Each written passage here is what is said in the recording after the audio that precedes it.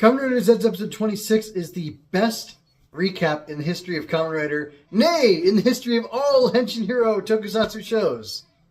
I think that's true. And the great thing about that is it adds proof to my assertion that Yu Takahashi either is or wants to, or both, be the known as the best writer in the Kamen Rider franchise. Because he's fantastic. Anyway, this was a recap episode, 26 of Zeztz, and I almost skipped it. I thought, I really need to watch it. I thought, well, but I've seen people online kind of talking about it and saying how cool it was and how interesting it was. So I thought, okay, fine, I'll stick around. Plus, the show threatened me. It said, you Zetzer, stick around to the end. So I thought, I better. I don't want to have any bad dreams. So anyway, I watched till the end, and it was cool. I noticed, I think, 3 things that prove my point. One is that the dialogue was natural. And it made sense, the whole conceit of the recap. It made a lot of sense why they were doing it. 2, my second proof is that the recap is extremely efficient. It really does a great job of encapsulating the 24 episodes in, I think it was 18 minutes or less. If you subtract, which you should, the opening, which was, I don't know, a minute and 30 seconds or something like that. And then proof number 3 is that it also moves the story forward, and it moves the story forward in a couple ways. 1, we see Agent 3 giving orders to 5 and 6. We see 5 and 6 coming to confront or capture whatever, Baku. They really want the driver, but that's not important. They're sent after Baku. And then number 3 is that we have this new guy show up at the end, dual-wielding knives, I believe. I think he's got 2 knives, and then knives drop down from the ceiling. It's kind of fun. Anyway, so that's great. We have the conceit is that Baku had all this stuff happen to him from the first 24 episodes, 25 really, in his dream. And now he had all this stuff happen to him in episode 24, or through episodes 1 through 24. In episode 25, he wakes up for real, and he encounters these people, his sister and the 2 agents, Fujimi and Nasuka.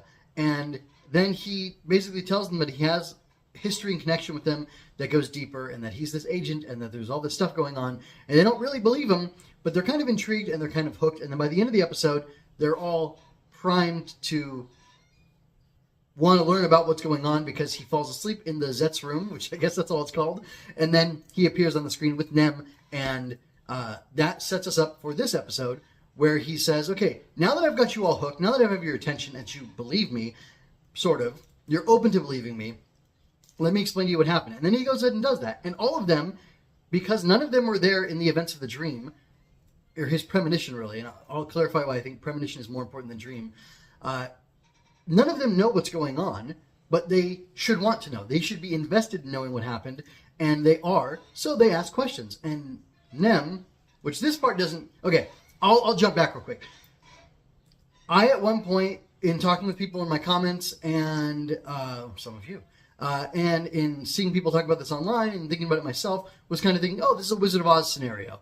He goes to sleep, and as he's dreaming, people from the real world get pulled into his dream, so he's dealing with cognitive versions of them. They're not really the real people. They're versions of the people based on whatever, and that's all it is.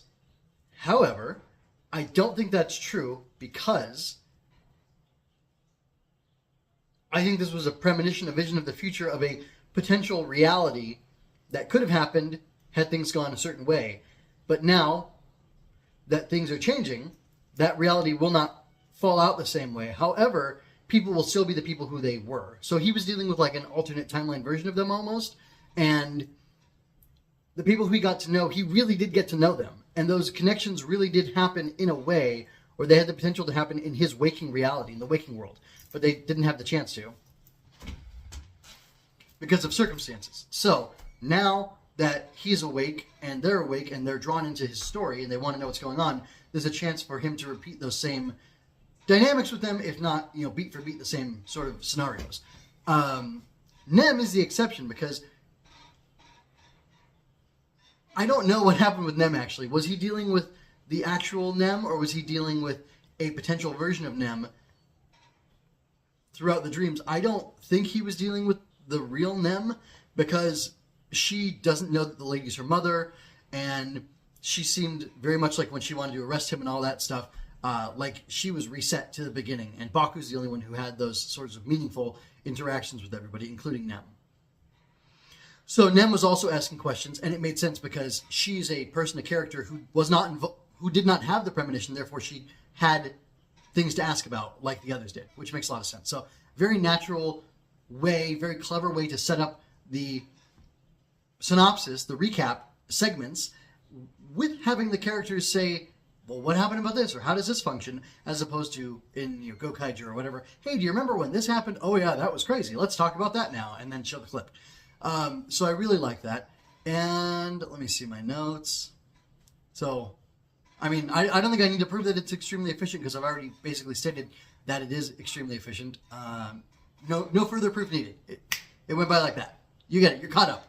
You could even say you could jump all the way to episode 26 and just start from there if you really didn't want to watch the first 24 episodes. But I think you should because they're really good. Good stuff happened.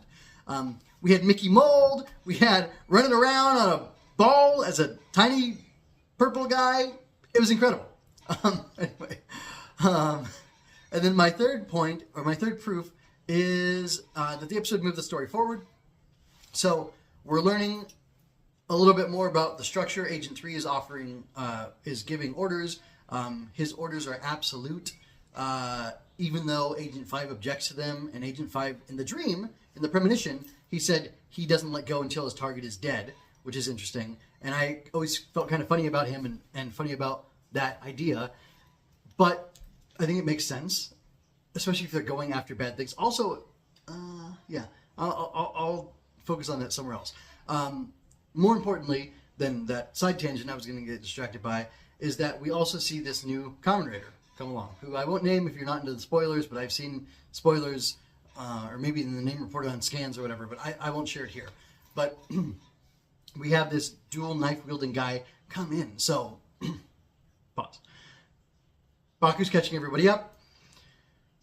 He is actually showing some cool agent status, some chops, because he's going to get surprise attacked by these people by 5 and 6, but he knows they're coming, so he's using his Technolom projection power from one of his capsums in order to put out a decoy that they attack, which was super dope and a super great moment because it shows how much he's grown and how much he's developed from the 0 he was in episode 1 to the whatever he is in episode 24 or 26, whatever. So that's really cool.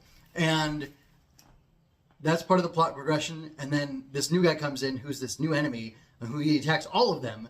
And Baku even makes a statement, I think, in that moment that, our fate is changing already. So it's cool because you have the recap, you have, the stage is set for things to continue now, but they're not going to continue in the same way. They're going to progress, they're going to go forward into a different direction based on everything that's happened. And I find that really exciting, really cool. It's a great recap episode because it catches you up. If you came from 0 and had nothing, I think you could just jump into the show here. But again, if you are a full-time watcher of the show, then you are being rewarded by seeing a cool recap episode with all these interesting little things happening, going on. There's little lore tidbits that are dropped throughout, and now we have this big reveal of this other person who we don't know who they are or what they're doing, and they've got a cool suit, and they've got 6 eyes, which I think links to Baku's shadow thing, Nightmare, but that's something I'll talk about later as well. And I find this all really exciting, really compelling. I think it's great. I think Takahashi is the GOAT. Which is funny because GOAT is in the lyrics of the first song at the very end. Anyway, please let me know if there's a better Rider recap episode, Sentai recap episode, Ultraman recap episode. I'd love to know it because I don't think it exists. I don't think it's out there. I think this is the best. Prove me wrong. Anyway, check the pinned comment for more. You can find playlists. You can find my inspector's notes where I'll have extra information there, good juicy tidbits that you can bite into and enjoy, and other good stuff. So until next time, folks, this is MJ with Henshin Inspection and Rider Tears signing out.